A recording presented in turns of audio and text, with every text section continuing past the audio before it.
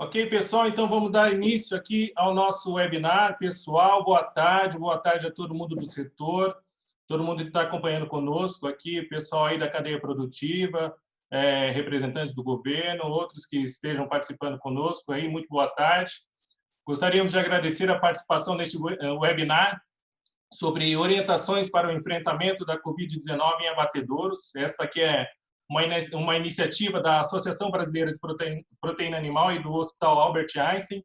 E participam conosco hoje nosso presidente, Francisco Turra, nosso diretor executivo, Ricardo Santin, nossa diretora técnica, Sullivan Alves, que vai comandar esse webinar, o nosso consultor da ABPA para temas do trabalho, o Dr. Moacir Serighelli, e junto conosco também temos a honra aí de ter representantes do Hospital Albert Einstein, o Tiago Santuzzi, o Dr. Vitor Pinheiro de Amorim, o Dr. Felipe Augusto Santiago de Almeida e a doutora Camila Bertoldo Pinheiro.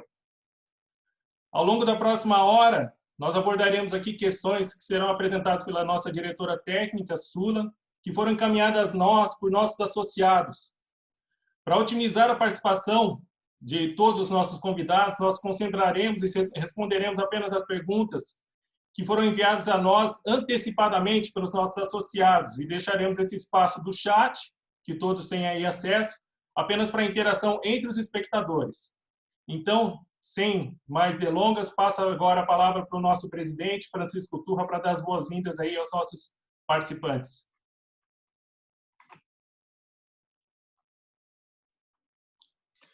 Em primeiro lugar, quero cumprimentar a todos os presentes que nos honram, acompanhando esse momento tão importante, orientação sobre recomendações, cuidados, para a gente acompanhar e também para a gente enfrentar o desconhecido e invisível. Eu quero saudar a Sullivan Alves, Moacir Serighelli, Dr. Tiago, Dr. Vitor, doutora Camila, Dr. Felipe, a todos que nos brindam hoje com a presença do Albert Einstein. O Albert Einstein, se todos sabem, é um hospital de referência no mundo. E eu ouvi em São Paulo, quando estava lá, que havia até um apelido para o Albert Einstein, Martelinho de Ouro. Exatamente, é um hospital e também uma instituição, mais do que um hospital, de referência no mundo pela ciência, pelo conhecimento, pela qualificação dos seus profissionais. Nada melhor, porque nesse momento que nós estamos vivendo, a pandemia, nós temos que recordar o que aconteceu quando iniciamos, quando aconteceu o decreto que nos colocou como uma empresa, como um setor essencial. Tínhamos que cumprir a missão de produzir alimentos e, ao mesmo tempo, proteger nossos colaboradores. Uma missão dificílima, sem dúvida. Mas vejam que o coordenador do nosso grupo, o Dr. Ricardo Santin, que nos acompanha, e a área técnica, a doutora Sullivan, mas com o apoio de tantos, começaram a pesquisar Ministério da Saúde, Organização Mundial da Saúde, Ministério do Trabalho, Emprego, Procuradoria do Ministério Público do Trabalho, enfim, normas para enviar aos nossos colaboradores, aos trabalhadores de chão de fábrica, aos transportadores, aos integrados, porque nossa cadeia é longa, importante e realmente admirável, porque ela, durante todo o ano, também trabalha organizadamente, cuidando da saúde, cuidando da vida e da qualidade. Mas vejam, passamos mais de 30 dias sem ter um caso.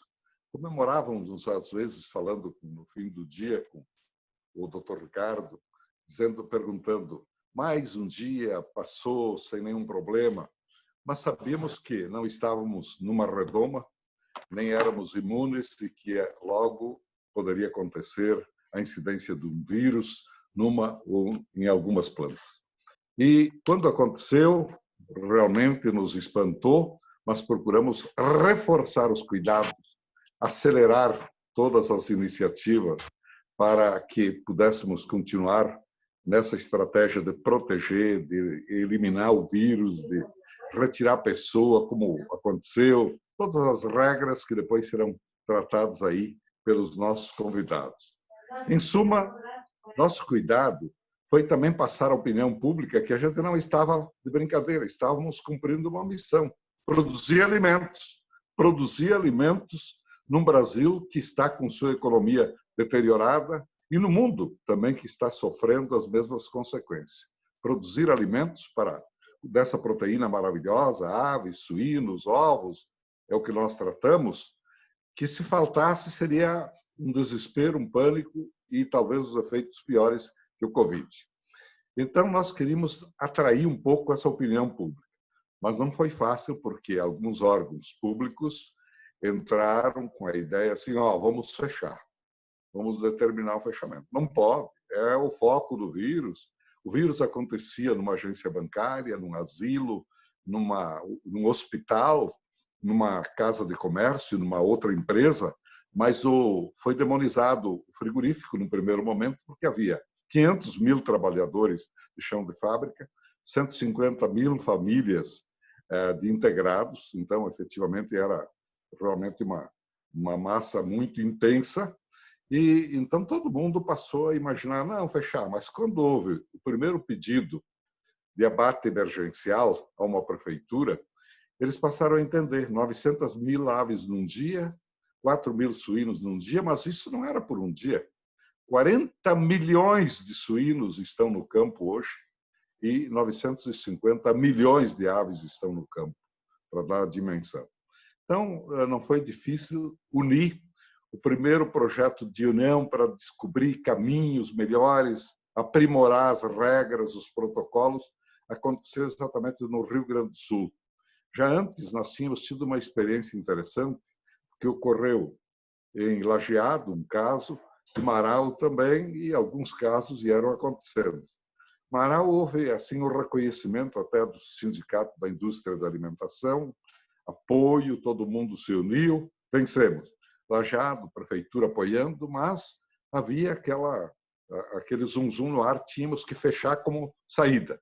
De qualquer maneira, o que eu quero comentar, e é importante todo mundo que nos acompanha saber, é que em momento nenhum a BPA deixou de cuidar muito.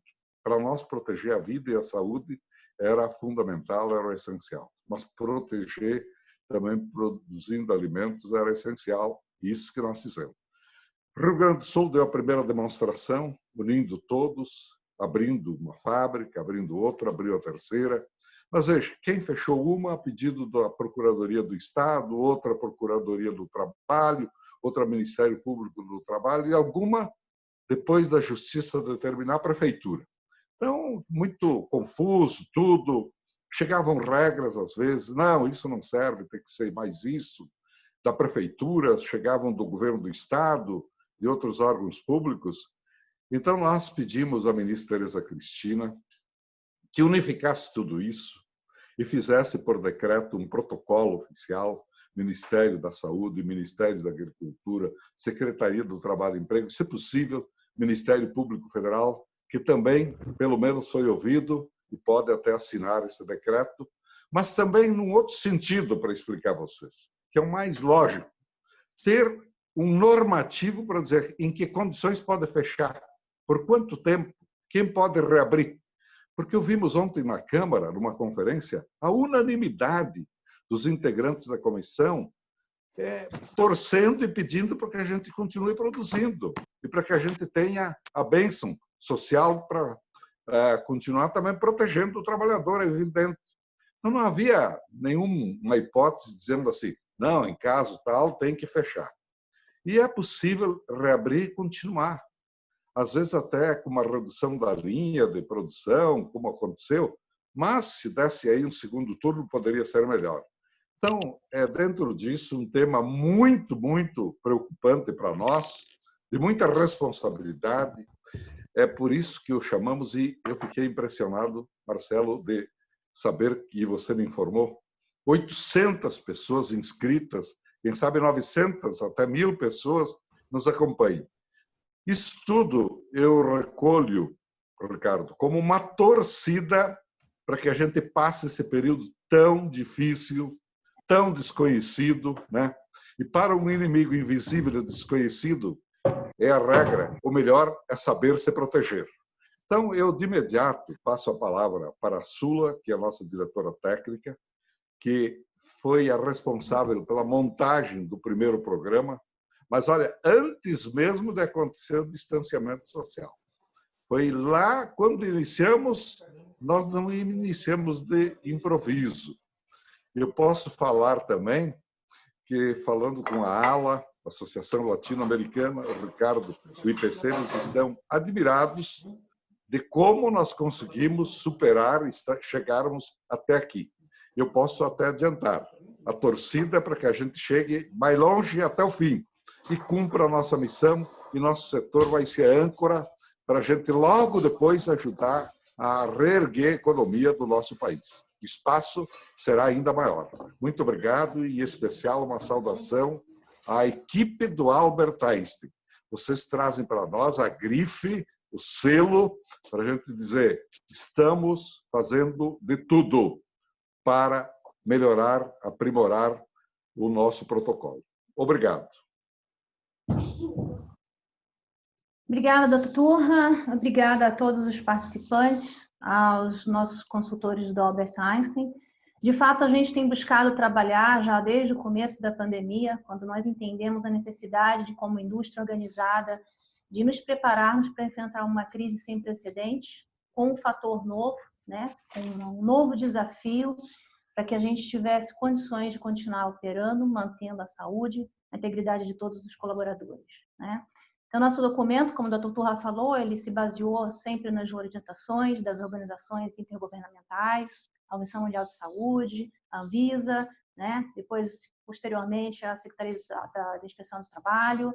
Trabalhamos com referências internacionais também, mas a gente entende que aquilo que depende de conhecimentos específicos, depende de conhecimentos técnicos, e nesse caso, saúde humana, nós teríamos que ter sim o apoio de uma entidade que tivesse condições de nos dar esse suporte para melhor orientação aos nossos associados. E aí, então, foi que nós submetemos aquele nosso documento inicial para uma avaliação, uma apreciação e, logicamente, uma elaboração mais aprimorada dos nossos consultores do Albert Einstein. Hoje a gente tem aqui, então, a participação de pessoas que têm realmente conhecimento de causa, e a gente, então, reuniu as informações que o Marcelo havia comentado no início. Foram várias perguntas que nos chegaram, mas nós conseguimos agrupá-las, as perguntas, daquelas que são mais frequentes, em categorias de assuntos, macrotemas, e a gente pediu, então, que os nossos consultores entrassem em detalhes nos temas mais buscados, que nós temos sido mais acionados, para que pudéssemos trazer esclarecimento, pelo menos nesse tempo hoje que a gente reserva, para os pontos que são relevantes e de maior necessidade de esclarecimento com esses consultores, né? Agora, a gente tem a participação, vamos hoje ouvir o Dr. Felipe Almeida, que ele é médico pela Universidade Federal do Paraná. Ele tem a formação dele com residência médica na Universidade Federal do Rio Grande do Sul e residência médica em medicina preventiva, né, pelo Hospital Israelita Albert Einstein. E ele está atuando, né, como um consultor na área de economia e da saúde e epidemiologia, e como head do mercado privado na área de consultoria e gestão. Ele foi o gestor desse trabalho que nós temos hoje, trazendo para vocês esse protocolo, ou esse guia de recomendações, né? O objetivo nosso é ter orientações com respaldo de especialistas, né? O Thiago Santuzzi é engenheiro de produção com MBA pela EBMEC e atuou em diversas indústrias e conhece bastante como que é o funcionamento da agroindústria. Isso é fundamental para que a gente consiga realmente fazer essa aproximação da área médica, né? Que a gente sabe que os frigoríficos já contam com os médicos de trabalho, mas para a gente tivesse consultores, conhecedores da causa e como funciona o nosso negócio, né? Temos também outros participantes, outros especialistas nesse grupo. O doutor, deixa eu colocar aqui para eu ler mais fácil, doutor Victor Pinheiro Amorim, que é médico formado pela Universidade Estadual de Campinas, com residência médica em infectologia pela Universidade Federal de São Paulo, Unifesp, e atua no Albert Einstein como médico da Santa Casa e uma das unidades hospitalares e instrutor da Faculdade de Medicina. E também a doutora Camila Pinheiro, médica formada pela Federal de Santa Maria, com residência médica em infectologia pela Universidade Federal de Ciências da Saúde de Porto Alegre. Atuou no Albert Einstein como médica também da Santa Casa e de uma das unidades hospitalares, e hoje atua como instrutora da Faculdade de Medicina do Albert Einstein.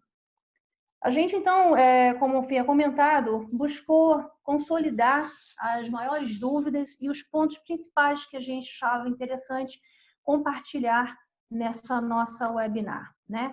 Várias outras informações estão disponíveis nesse documento e eu vou pedir, então, para que o Tiago Santuzzi faça uma abordagem apresentando essa nova versão, essa versão agora realizada com a supervisão e com o trabalho do Albert Einstein, que vai mostrar, então, aí quais são os diversos pontos que vocês vão encontrar, as diversas informações que estão disponíveis nesse nosso book de orientações, e, posteriormente, os demais participantes e apresentadores vão introduzindo aos temas que nós consideramos aí os principais para abordagem nesse momento. Tiago, você, por gentileza, queria que você comentasse, então, da estruturação desse documento, as abordagens que foram feitas e os pontos principais que vão ser encontrados nesse guia de orientações do Albert Einstein para as agroindústrias. Obrigada. Perfeito. Bom, boa tarde a todos. Obrigado, Sullivan, pela apresentação. A indústria frigorífica ela é realmente pioneira em questões de higienização e segurança alimentar. Afinal, é uma indústria que lida diariamente com toda a proteína que vai para a mesa de milhões de pessoas no Brasil e no mundo afora. Porém, nesse momento, a gente se encontra em um novo desafio, como o Dr. Turra citou, algo que a gente não está habituado realmente no dia a dia e precisamos de novas ações de âmbito epidemiológico para enfrentá-lo. O book de orientações, então, esse guia que nós elaboramos, essa parceria com a BPA e com a Albert Einstein, é uma ferramenta desenvolvida para esclarecer dúvidas com base em recomendações do Ministério da Saúde, da OMS, do CDC, da Anvisa e as boas práticas preconizadas no Hospital Albert Einstein. Então, nesse book, trazemos a visão, por exemplo, do por que somos contra e não recomendamos o uso do túnel de desinfecção, por exemplo, nebulizadores ou aparatos que podem trazer mais malefícios do que benefícios e riscos aos colaboradores. Devidamente embasados, obviamente, pelas normativas da própria Anvisa, que também se posicionam como contra o uso desses equipamentos. No book vocês vão encontrar detalhes sobre isso e no book vocês encontrarão recomendações detalhadas sobre o uso correto das máscaras, os cuidados, a higienização, o correto descarte, o uso de viseiras plásticas, óculos de proteção, em que momentos utilizarem, o uso correto e descarte das luvas, o relacionamento dos colaboradores nas áreas comuns, o comportamento dos colaboradores nos ônibus, nos fretados. Falaremos sobre o relacionamento dos motoristas e transportadores ao acessarem as nossas fábricas, as granjas, quando estão no pátio, na balança. Tudo isso é trazido de uma maneira bem clara nesse book. Aqui no slide vocês conseguem enxergar algumas das telas deles. E também trazemos sugestões e boas práticas em áreas como sanitários e vestiários, que são áreas de maior aglomeração, e também em refeitório, onde existem bastante dúvidas frequentes sobre como deve ser o serviço aos colaboradores dessa indústria.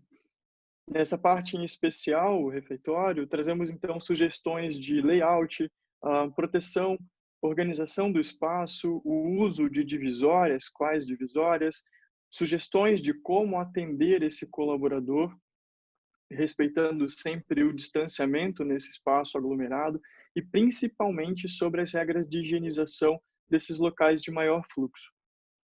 Então, de forma a facilitar algumas dúvidas sobre o uso de equipamentos de proteção individual e equipamentos de proteção coletiva, a gente, inclusive, trouxe para essa reunião uma tabela para uma rápida consulta e eu passo, então, a palavra para o Moacir, para falar um pouco mais.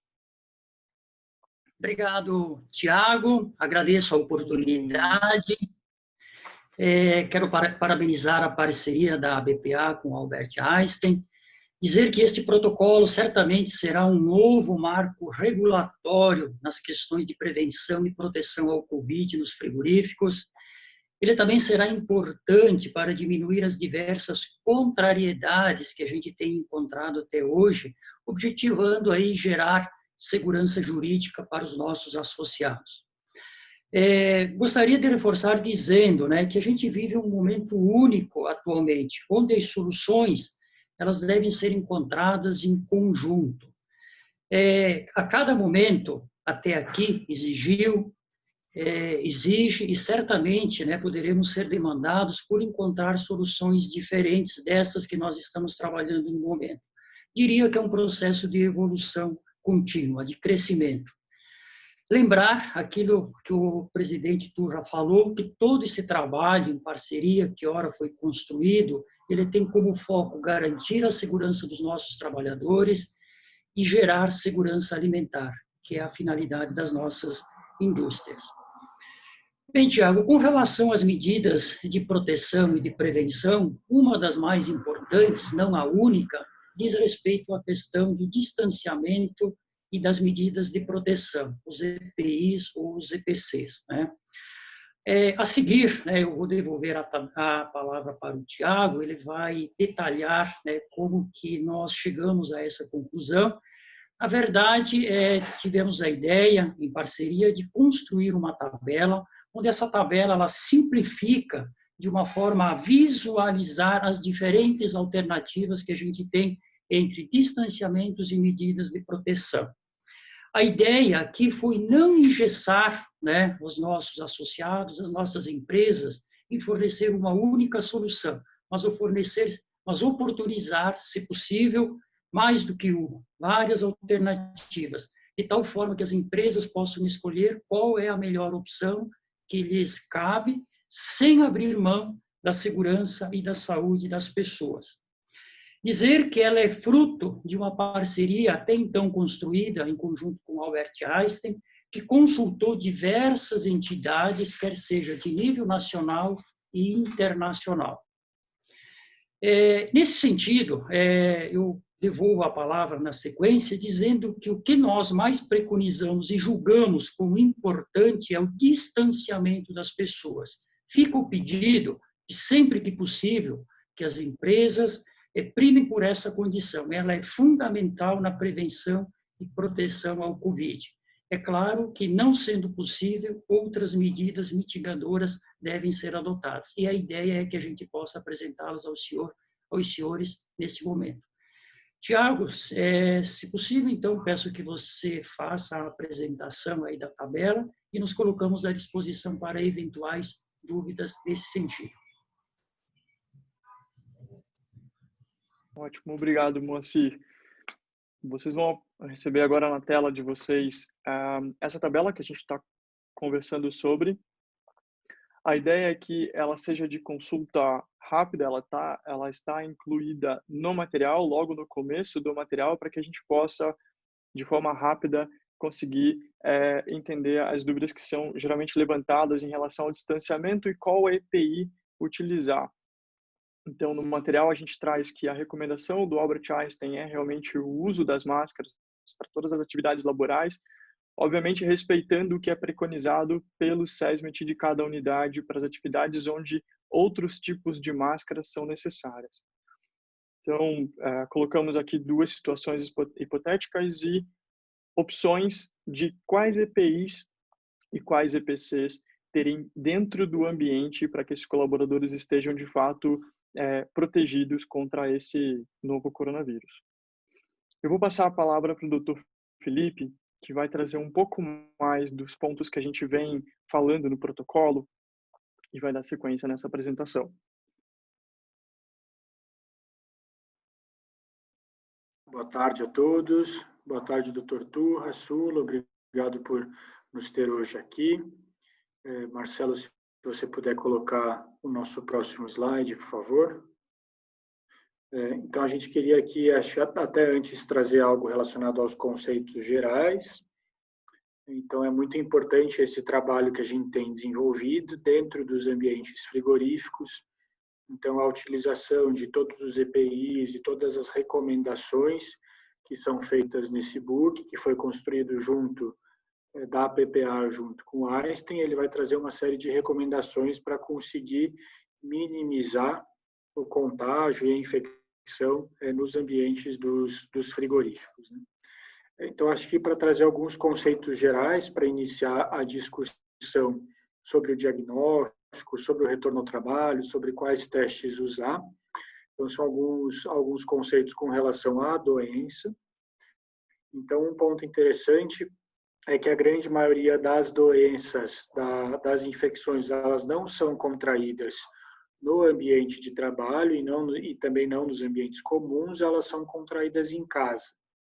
Então, o que geralmente acontece, um membro familiar ele se infecta na comunidade, então em um ambiente fora de casa, e traz esse vírus para dentro de casa. Dentro de casa, as pessoas elas ficam juntas por um período maior de tempo, e isso propicia a infecção. Hoje, ainda não se tem um conceito exato de quantas partículas virais são necessárias para um indivíduo ficar contaminado, mas baseado em estudos prévios com outros coronavírus, então tem outros tipos de coronavírus, a ideia é que é necessária uma carga viral baixa. Então, são necessários poucos vírus para uma pessoa ficar infectada, cerca de 1.000 partículas virais. E outro dado muito interessante é que 40% das infecções, então dos indivíduos que ficam doentes, eles pegam esse vírus a partir de indivíduos assintomáticos ou pré-sintomáticos, então que não tem nenhum sintoma, que não tem tosse, que não tem febre, que não tem coriza, que não tem cefaleia. Então eles não sabem que eles estão doentes, mas eles têm o vírus dentro de si e disseminam esse vírus. Então hoje 44% das infecções vêm dessas fontes que são assintomáticas, né? A gente sabe que 5 dias antes dos sintomas aparecerem, então antes da pessoa ter tosse, ter febre, ter coriza, ter dor de cabeça, ela já está eliminando o vírus na respiração dela, quando ela fala, nas fezes, na urina. Então, pode passar, por favor, Marcelo? Esse conceito de 1.000 partículas virais, mas o que significa isso exatamente, né? Por que a gente fala tanto daquele tempo de exposição prolongado, mais do que 10 minutos, mais do que 15 minutos? Por que essa conta? Então, queria trazer alguns dados para vocês aqui. Então, tem essa questão da tosse, a gente fala muito da higiene, da etiqueta respiratória, né? Então, quando tossir, quando espirrar, levar a mão à boca, preferencialmente levar o cotovelo à boca. Por quê? Quando a gente tosse, uma única tosse, ela dispersa cerca de 3.000 gotículas. Essas gotículas, né, são pequeníssimas gotas de água, né, de saliva. Elas viajam cerca de 90 km por hora. Dentro dessas gotículas, a gente tem cerca de 20 milhões de partículas virais. Então, quando você pensa que você precisa 1.000 partículas para ficar contaminado, se alguém tossir perto de você ou na sua frente, você vai estar exposto a 20 milhões de partículas virais. E no espirro é ainda mais. A gente tem mais gotículas, 10 vezes mais gotículas, elas viajam mais rápido, então no ambiente elas conseguem chegar mais longe, se dispersam mais, e a gente tem cerca de 200 milhões de partículas virais que são dispersadas num único espirro. Então, um único espirro de uma pessoa doente, ela é capaz de contaminar uma série de indivíduos. Então, por isso que a gente bate muito na questão da etiqueta respiratória, né? Porque uma tosse, um espirro, ela pode contaminar uma série de pessoas. E aí, pensando em pontos que saem um pouco dessa questão de higiene respiratória, então, por que a gente fala que em casa, geralmente, é a maior fonte das infecções, né? Então, uma respiração comum, ela dispersa cerca de 55.000 gotículas, e elas têm uma baixa carga viral. Elas chegam a dispersar 33 partículas virais por minuto de respiração. Então, quando você faz a conta de quanto tempo você precisa para estar exposto, você chega mais ou menos a 10 minutos, a 15 minutos por conta disso. A fala, ela dispersa quase 10 vezes mais partículas virais do que a própria respiração. Então, quando a pessoa está falando continuamente durante 1 minuto, ela vai dispersar de 200 a 300 partículas virais por minuto. Então, por isso que a gente tem uma série de orientações, além de etiquetas de social respiratória, a gente tem uma série de orientações com relação à minimização da fala em determinados ambientes por conta desse aumento da dispersão. E também todas as orientações com relação ao uso de EPIs e todas as outras orientações que estão no nosso book. Então, esses conceitos iniciais de fontes de infecção, como a pessoa fica contaminada, são importantes para a gente entender os próximos conceitos agora de diagnóstico, que vem no slide seguinte. Então, a partir daqui, o Dr. Vitor, que é infectologista, vai tomar frente da discussão. Por favor, Dr. Vitor. Boa tarde a todos. Muito obrigado pela oportunidade de estar aqui com vocês. Como o Dr. Felipe estava comentando em relação ao coronavírus, vejam que para ser transmitido, ele é transmitido através de gotículas, principalmente. Para sabermos se uma pessoa está com o vírus ou não, nós utilizamos alguns métodos diagnósticos diferentes. O primeiro método utilizado para dar a suspeita é o diagnóstico clínico. Hoje em dia, o Ministério da Saúde define a suspeita clínica como um paciente com síndrome gripal, ou seja, aquele paciente com quadro respiratório agudo caracterizado por febre e algum sintoma respiratório, como tosse, dor de garganta, nariz escorrendo e etc. Alguns casos, alguns pacientes, uma minoria, mas uma minoria não desprezível, evoluem com síndrome respiratória aguda grave, que seria mais ou menos uma pneumonia grave, quando a pessoa entra em insuficiência respiratória e precisa de mais oxigênio do que nós geralmente conseguimos com a respiração. Mas vejam que essas definições são vagas. Elas levantam a suspeita, mas quem dá esses sintomas pode tanto ser infecção pelo coronavírus, quanto uma gripe, a influenza normal, por exemplo, o H1N1, e várias outras doenças respiratórias. Como saber, então, com certeza, se o nosso colaborador, o nosso trabalhador, ele tem mesmo o coronavírus ou não? Para isso, nós utilizamos as ferramentas do diagnóstico laboratorial. Então, Marcelo, próximo slide, por favor. E aqui nós vemos como fazer o diagnóstico laboratorial do coronavírus. Nós temos algumas opções diferentes, e essas opções diferentes são mais apropriadas em momentos diferentes. Assim que uma pessoa é infectada, qual exame vem positivo nela? Nenhum. Isso é uma coisa que as pessoas às vezes se confundem, pensando, nossa, hoje eu tive contato com a pessoa que tem coronavírus. Vamos fazer exame agora? Infelizmente não adianta. Você só vai conseguir ter algum exame positivo alguns dias depois. No momento zero, não adianta. Qual o primeiro exame que vem positivo? O PCR, que a gente chama de RT-PCR, PCR em tempo real. Esse exame, ele procura os fragmentos do vírus dentro do corpo do ser humano. É por isso que esse exame é o primeiro a ficar positivo. Ele procura o vírus. Uma vez que eu tive contato com o vírus e ele teve tempo para crescer dentro de mim, o que demora uns dias, se vocês olharem no gráfico essa primeira curva verde, o momento ideal para realizar o PCR é mais ou menos 3 a 7 dias depois da infecção, pensando que a maioria das pessoas começa a ter sintomas de coronavírus mais ou menos 5 dias depois do contato. Esse número de 5 dias é uma média. O mínimo é de 1 dia e o máximo é de 14 dias. Então, lembra desse número de 14 dias que ele vai aparecer de novo mais para frente. O PCR procura os fragmentos do vírus. Tendo dito isso, à medida em que a pessoa começa a manifestar os sintomas, o PCR começa a cair. Ele fica positivo desde antes da pessoa ter sintomas, pensando que a pessoa começa a transmitir a doença um pouco antes, como o Felipe comentou agora há pouco, até mesmo dela ficar doente.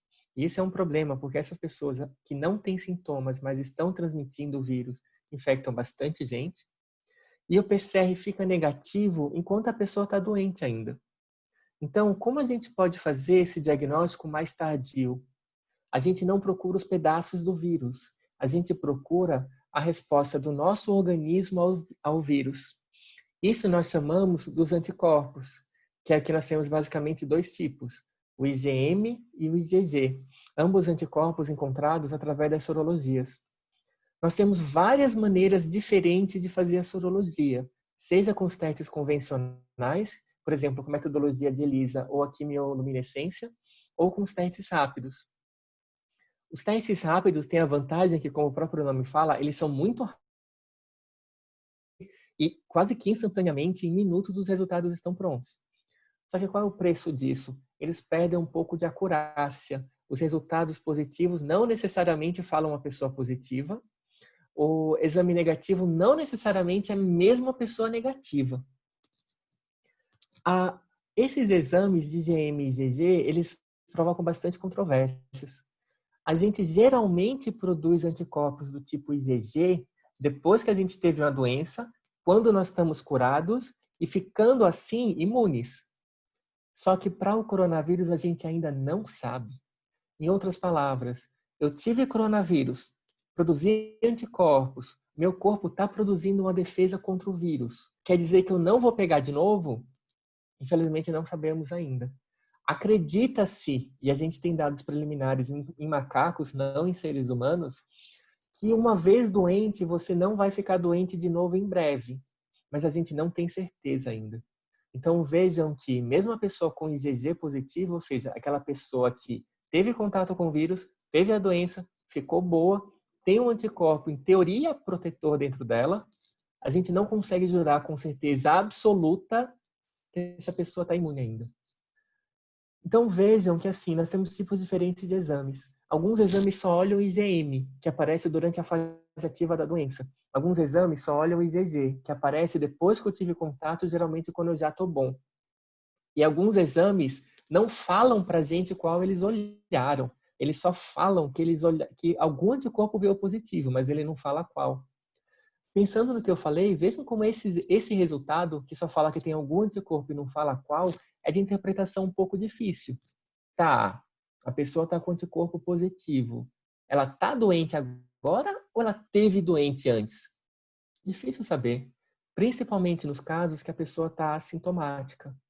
Nesses casos, se, por exemplo, eu estou fazendo um teste em massa na minha população, o único exame que eu tenho é esse, que só mostra algum anticorpo, a pessoa está assintomática e ele vem positivo, o que fazer?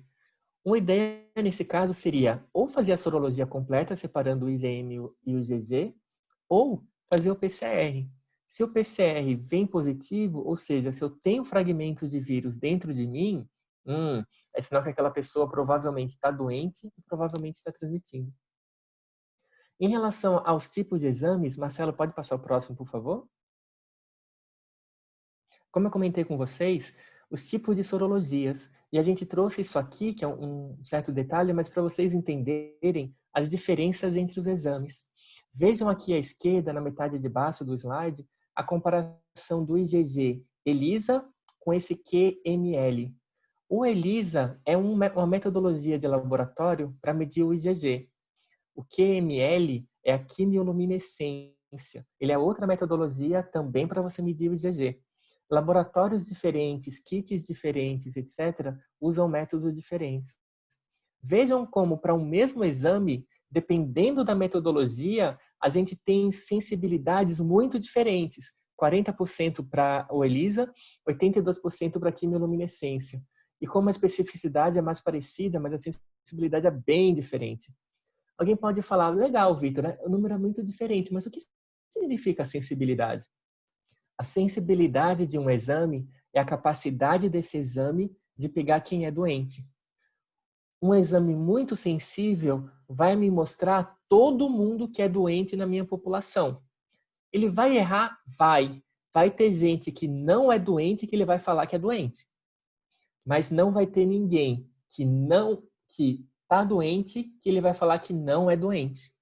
Ou seja, é um exame que tem muito pouco falso negativo. E a especificidade? A especificidade é o contrário. A especificidade só vem positiva em quem realmente está doente. Em quem não está doente, ele vem negativo. Então vejam que a sensibilidade de um exame e a especificidade se complementam. O que a gente quer? Idealmente, um exame que seja bom, ou seja, um exame que tenha a especificidade muito alta e a sensibilidade muito alta. Infelizmente, como poucas coisas são perfeitas na vida, a gente raramente consegue um exame que tem essas duas características muito boas. A gente geralmente tem que escolher um pouco mais uma ou um pouco mais a outra. E vejam aqui do lado de novo como tanto a sensibilidade e a especificidade, elas variam com o tempo. Vejam como a amostra colhida com mais de 7 dias após o início dos sintomas tem resultados bons. A sensibilidade da quimiluminescência vai de 82%, enquanto que a sensibilidade da sorologia do mesmo exame, o IgG, pelo mesmo método, a quimiluminescência, com menos de uma semana de sintomas, a sensibilidade vai de 82% para 36%. Ou seja, várias pessoas doentes vão vir com resultado negativo se eu coletar o exame na época errada. Por isso é importante todo mundo ter uma noção boa de quais são os exames, o PCR, o IgM e o IgG, e qual o melhor momento de os pedir. Porque se nós pedirmos o exame errado no momento errado, o meu resultado vai ser falso. E aí, a gente pode ter várias dores de cabeça, tanto por manter colaboradores assintomáticos em nossas unidades, quanto também de nós afastarmos colaboradores que, na verdade, não estão doentes. Né? Marcelo, próximo slide, por favor. E agora, para falar em relação ao retorno ao trabalho, a minha colega, a doutora Camila, vai falar com vocês. Muito obrigado pela atenção.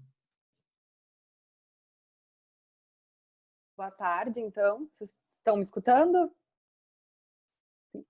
Então, queria agradecer a oportunidade da gente poder conversar com vocês, né? Acho que como o doutor Francisco Turra falou, é um assunto ainda desconhecido, né? A gente já vem há 5 meses trabalhando, né? Desde que a gente identificou esse vírus lá na China, mas ele ainda continua sendo um desconhecido para a gente. Cada dia a gente tem vendo né, novos artigos, novas publicações, né, sugerindo as melhores estratégias para que a gente garanta realmente que a gente consiga manter a nossa força de trabalho, a produção básica, sem expor os nossos colaboradores ao risco.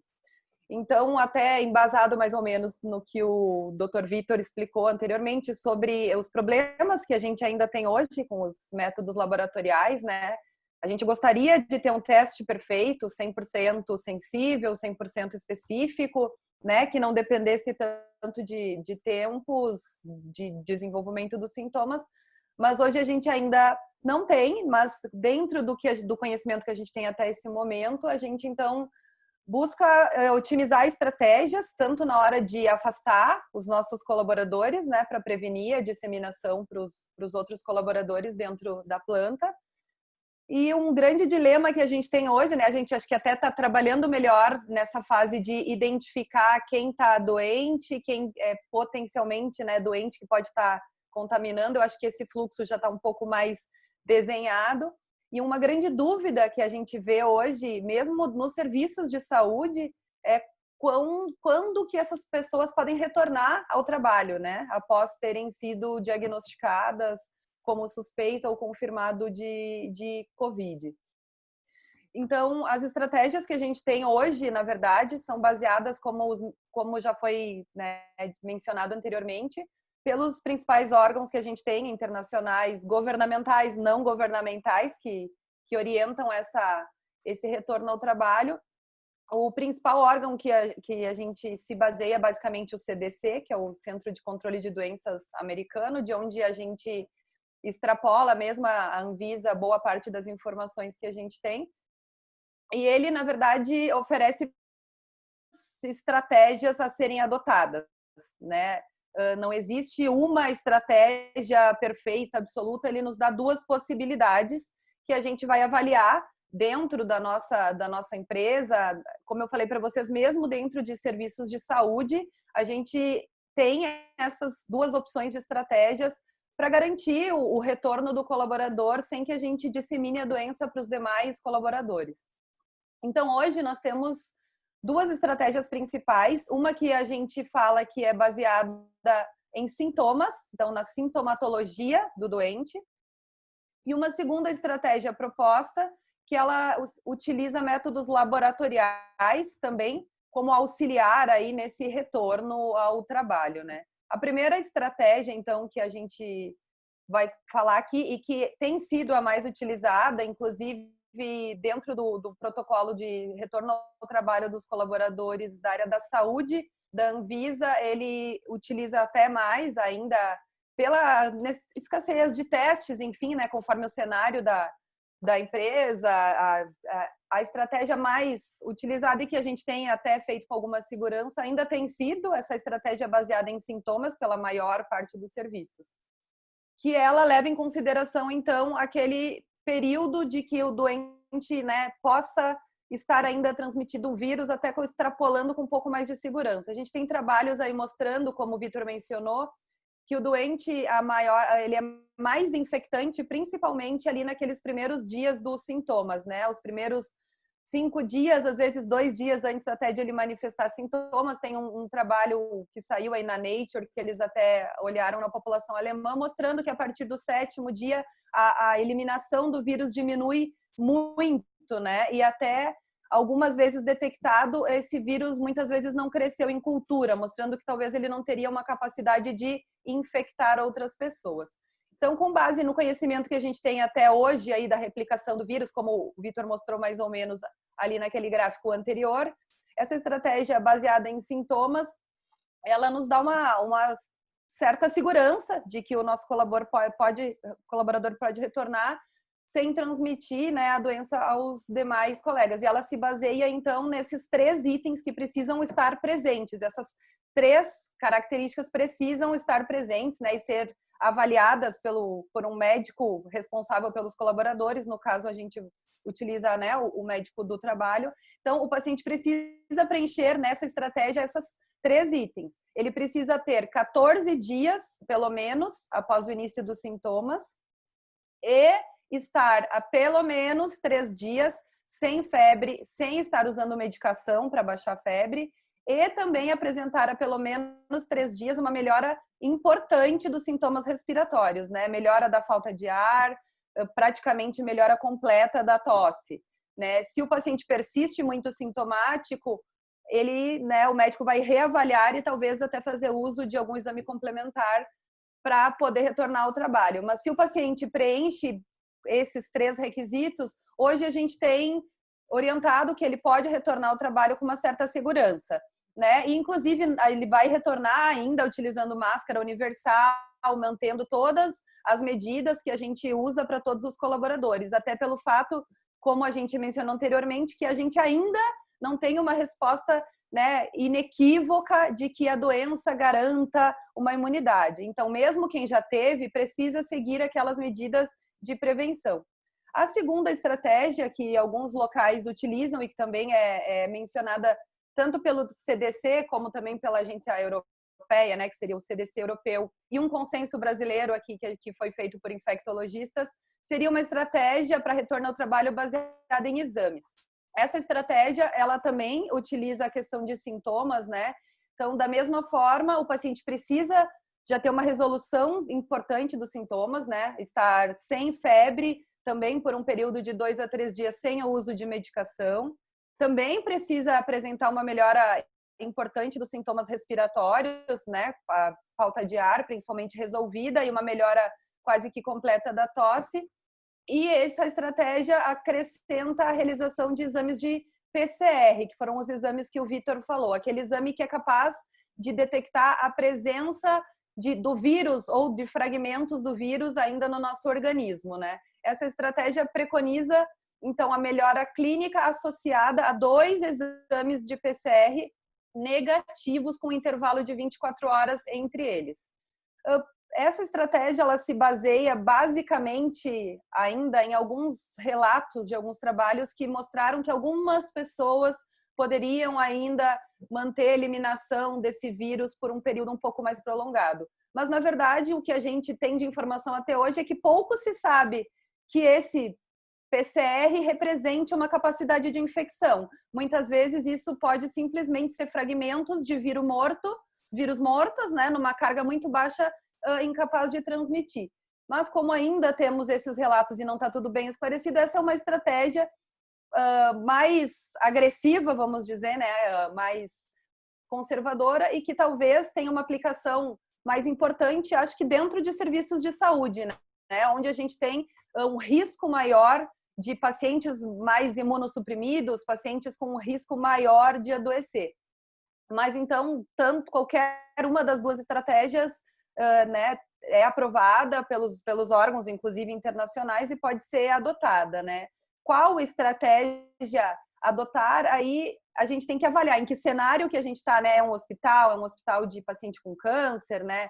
A gente está na indústria, qual a disponibilidade que a gente tem desses testes, a logística, né? Então, as duas estratégias são possíveis, não tem uma regra que a gente precise adotar a estratégia laboratorial, isso varia realmente conforme o serviço. Então, de retorno ao trabalho, inicialmente são essas orientações que a gente tem, né? Tanto o Ministério da Saúde, ele até é um pouco menos conservador, usa bastante a estratégia de sintomas. Uma outra coisa que a gente queria comentar, acho que pode passar o slide, desculpa, Marcelo, que é o último. É uma dúvida bastante frequente, né? Falando sobre testagens. A gente falou sobre o retorno ao trabalho, as estratégias que a gente tem, mas o Vitor comentou até na fala dele sobre uma pergunta muito frequente que a gente né, escuta não só na questão dos frigoríficos, mas nas indústrias e na comunidade de maneira geral, que seria o papel da testagem em massa, né? Então, existindo aí esses relatos, a gente tem artigos mostrando que, né, uma proporção de pessoas, então, assintomáticas ou pré-sintomáticas estariam, né, eliminando vírus e poderiam ser potenciais vetores, né, de transmissão. Então, isso ainda é um assunto bem polêmico. Aqui a gente separou, acho que 2 estudos para exemplificar, até são 2 situações diferentes, né, de onde surgiu principalmente essa estratégia aí de testarmos ou não toda a população, né. O primeiro trabalho aqui é um trabalhinho pequeno que saiu no British Medical Journal, lá, que ele comenta a experiência daquela vila no norte da Itália, que era um vilarejo de mais ou menos 3.000 habitantes, em que na época que eles viram que tinha muitos casos, eles fecharam as fronteiras, né, ninguém entra, ninguém sai, e para controlar a doença, eles resolveram testar todos os habitantes, que era uma população de 3.000 pessoas. Na ocasião, eles usaram o padrão ouro que a gente tem, o melhor teste, né, para detectar doentes ou pessoas possíveis transmissoras da doença, que é o RT-PCR, que o Vitor explicou, que é aquele exame que identifica o vírus, né? Então, como era um grupo pequeno, num cenário fechado, eles testaram todo mundo. À medida que eles identificaram os positivos, eles indicaram o isolamento dessas pessoas, né, o isolamento social, e eles tiveram um bom resultado, realmente, com uma queda de 90% no número de casos ativos em 10 dias, né? Eles passaram de 88 casos para 7. Mas, assim, é um cenário fechado, né? Diferente do que a gente vive hoje, né? Esses pacientes, eles ficaram confinados nessa vila, sem entrar, sem sair. É uma situação diferente do que a gente tem hoje, por exemplo, nas nossas plantas e mesmo nos hospitais, em que os nossos colaboradores, eles precisam retornar para casa, né? Eles vão e voltam, eles não ficam dentro de um ambiente fechado. Comparativamente, aqui a gente tem um outro modelo de estudo que foi feito também, uma testagem populacional grande, que é um estudo que a gente fala, estudo epidemiológico, na verdade, mais para a gente conhecer e tentar entender aí que proporção de pessoas no país, enfim, tenha sido exposta ao vírus. Esse é um estudo bem comentado. Eu também sou gaúcha, né? Sou da região, mas que é feito pela faculdade lá de Pelotas, em que eles resolveram também testar indiscriminadamente, aleatoriamente, pessoas assintomáticas. E o que eles viram foi realmente uma proporção bem diferente de pacientes com um exame, aqui foi exame sorológico positivo, né, mostrando que mesmo sem saber, esses pacientes provavelmente tenham entrado em contato com a doença. Esse estudo, do ponto de vista de saúde pública, de epidemiologia, para desenho de estratégias, ele é útil, né? É de grande utilidade, porque a gente, até o Vitor não comentou lá, mas a gente sabe que a própria valor preditivo positivo e negativo, ele também depende da prevalência dessa doença na minha população. Então, sim, ele é de grande valia num cenário epidemiológico. Mas a gente acredita que esses testes indiscriminados para pacientes assintomáticos no nosso cenário, né, de planta, de fábrica ali, num ambiente que a gente não consegue fechar completamente, em que os nossos colaboradores vão e voltam todo dia, né, com todos os cuidados, claro, que a gente implementou dentro do transporte, tudo, mas eles ainda mantêm contato com os familiares, seria uma estratégia difícil de ser aplicada e que nos acrescentaria pouco, porque a gente não teria como bloquear, como foi feito naquela vila, né, e isolar todo mundo que testasse positivo com o PCR. Com o teste rápido, então, como o Vitor falou, a gente ainda tem essa série aí de dificuldades, que são sensibilidade baixa, às vezes mesmo especificidade baixa, e nos acrescentaria poucas coisas do ponto de vista de isolamento. Assim, na prática, ele não traria muito ganho para a gente nessa mitigação dos casos. Então, a nossa recomendação atual, já que a gente está num cenário aberto, né, em que os nossos colaboradores precisam retornar para o domicílio, têm contato ainda com outras pessoas, seria de que nesse primeiro momento não fazer essas testagens em massa, né, sorológicas com o teste rápido. Claro que algumas situações em especial, essa estratégia pode ser discutida, acho que principalmente frente às suspeitas de surtos, né, que aconteceram em algumas plantas, mas de maneira geral a gente não recomenda testar, pelo menos no momento, frente às informações que a gente tem hoje, testar todos os colaboradores assintomáticos. Não sei se algum dos meus colegas gostaria de complementar essa questão aí da testagem em massa. Fiquem à vontade, doutor Vitor, doutor Felipe. Obrigado, doutora Camila, mas realmente é isso, né? O fator complicador, quando a gente compara essas estratégias como dessa cidade de Wolganeio, é que as fábricas, os frigoríficos, os abatedouros, eles não estão em sistemas fechados, eles estão em sistemas abertos dentro das cidades. Então, eu acredito que os frigoríficos estão fazendo sua parte, estão tomando uma série de medidas para garantir a segurança dos colaboradores dentro dos ambientes, mas é muito importante também que o poder público se sensibilize e tome todas as medidas necessárias nos outros ambientes, né? Tanto nos ambientes privados, apoie os empresários, os industriais na tomada dessas medidas, quanto nos ambientes públicos também. Muito obrigado.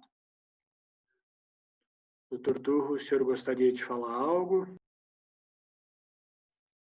Não. Sinceramente, eu fiquei atento, acompanhando, e acho que vocês podem continuar aí, ao que tenham a informar. Por favor, fiquem à vontade. Na verdade, a gente já está, né, caminhando para o encerramento, pelo período que nós previmos para a conversa. A gente sabe que tem ainda uma série de interesses, né, de discussão. Nós buscamos aqui, como vocês podem ter visto, uma abordagem agora, sim, muito voltada para alguns temas muito em voga, muito em alta no momento de dúvidas. Logicamente, persistem outras dúvidas ainda, e esses pormenores para, como foi colocado pelo Tiago, né, sobre orientações sobre os equipamentos, a higienização, a frequência de uso, os processos de desinfecção, todos esses detalhes, nós temos um documento robusto, ele já vai ficar disponível no site da BPA, para todos poderem tirar as dúvidas, com uma série de outras informações que nós também recebemos dúvidas, mas pelo tempo que nós dispomos para trabalhar agora essa webinar, a gente preferiu abordar esses pontos, né? Para nós encerrarmos, então, eu gostaria de deixar à disposição para o doutor Victor, doutor Felipe, doutora Camila, o Tiago, caso queiram colocar alguma coisa para a gente finalizar essa nossa né? Doutor Turra? Só acrescentar um detalhe. Acho que seria muito importante, está para sair então uma portaria, um decreto de alguns ministérios regulamentando. Eu acho que seria muito oportuno que nós pudéssemos, tendo acesso agora a tudo isso, pudéssemos já passar à ministra Tereza Cristina, ao doutor Zé Guilherme. E também uma outra pergunta: tão logo seja possível, se a equipe do Albert Einstein concordasse, nós deveríamos passar também para os agentes que trabalham conosco nas diferentes unidades, aí, Ministério Público do Trabalho, Secretaria do Trabalho e Emprego, para unificar o nosso discurso, por exemplo, principalmente sobre testes. O que eles pensam sobre esse tema é muito diferente, às vezes, do que nos foi exposto aqui. Então, isso para a gente ter praticidade, já que nós estamos exatamente num momento tão desafiador. Exatamente. Esses documentos, imagina, só para comentar, né, a respeito dessas orientações dos Ministérios da Economia, da Saúde, do Ministério da Agricultura, a gente tem buscado, logicamente, sempre fazer uma ampla divulgação, recomendação aos nossos associados. E esse guia de recomendações que hoje a gente tem com a Albert Einstein, ele vai na linha, né, como o próprio Tiago já colocou na introdução, dessas mesmas recomendações, trazendo, logicamente, uma série de pormenores, outros que são detalhados por autoridades de saúde que vocês fizeram. Então, nós estamos sempre na busca dessa harmonização, que, aliás, é um dos papéis da nossa entidade. Doutor Felipe, por gentileza, suas colocações. Era muito o que você ia falar, Sula, mas a gente permanece à disposição para novas discussões, se for o caso, tanto com os associados, tanto apoiando vocês tecnicamente no relacionamento com outras entidades. Não sei qual é, Sula, adicional que nós poderíamos fazer aí, mas temos que agradecer muito a presença da equipe toda, que nos deu essas lições importantes, e a todos que nos acompanharam. Eu via pelas mensagens que chegaram aqui a felicidade de todos, exatamente porque hoje é praticamente para nós uma descoberta nova, é uma ferramenta nova para a gente pôr em prática tudo isso imediatamente para a proteção dos nossos colaboradores. Então, o sentido foi maravilhoso, tanto é que esses sinais estão estampados nas mensagens muitas que chegaram. Excelente, presidente. Eu tenho visto bastante aqui no chat pedidos sobre a publicação, a gente vai disponibilizar no site da BPA. Nós temos todo o interesse que todos tenham informação, tanto que nós abrimos nosso convite para todas as pessoas do setor, não somente os nossos associados. Nosso interesse é que o conhecimento possa chegar a todos. Então, nós vamos colocar disponível no site. Sobre a apresentação, preciso verificar ainda como que vai ficar, que nós fizemos mais como um guia aqui para a orientação dessa conversa. A gente sabe que a cada dia vai ter novos conhecimentos que vão ser somados, isso já foi colocado pelos nossos palestrantes. Então, esse protocolo, né, nós chamamos de protocolo, mas na verdade é um guia de orientações, ele vai provavelmente sofrer as alterações que forem necessárias conforme a atualização da ciência, tá? Então, nós nos colocamos à disposição em nome da BPA e todos os colegas que trabalharam, os consultores do Einstein, aos nossos associados, que foram eles que nos incentivaram, nos demandaram e fazem com que a gente vá à busca de informações para poder subsidiá-los. Então, chegamos aqui ao final do nosso encontro, não pensamos que vamos encerrar todas as dúvidas aqui, mas nós estamos à disposição, sempre que possível, trazer as informações, continuamos com as parcerias e, em respeito à ciência, a gente tem buscado avançar e vamos passar por mais essa, isso vai passar. Muito obrigada a todos. Um abraço. Muito obrigado, Torturra, pelo convite, Sula. Obrigado. Obrigada a todos pelo convite. E realmente, a gente teve pouco tempo para falar, só para reforçar que realmente no manual está muito bem descrito os fluxos, né, para atender o paciente sintomático e até variações de quando liberar. Conseguiram trazer numa linguagem acessível e as informações, com certeza, no material, né, no nosso guia, vão estar com muito mais detalhamento do que a gente, infelizmente, pôde dispor aqui no tempo exíguo. Nós colocamos porque, de fato, mais de 1 hora, 2, seria uma coisa realmente hoje impraticável, mas mantemos à disposição e, se Deus quiser, a gente tiver oportunidade, a gente vai contar com vocês novamente para uma nova roda de conversas, se assim for pertinente. Muito obrigada. Obrigada a todos. Obrigado, pessoal. Boa tarde. Muito obrigado. Boa tarde a todos. E lembrem, higiene das mãos, hein, gente? Não esqueçam.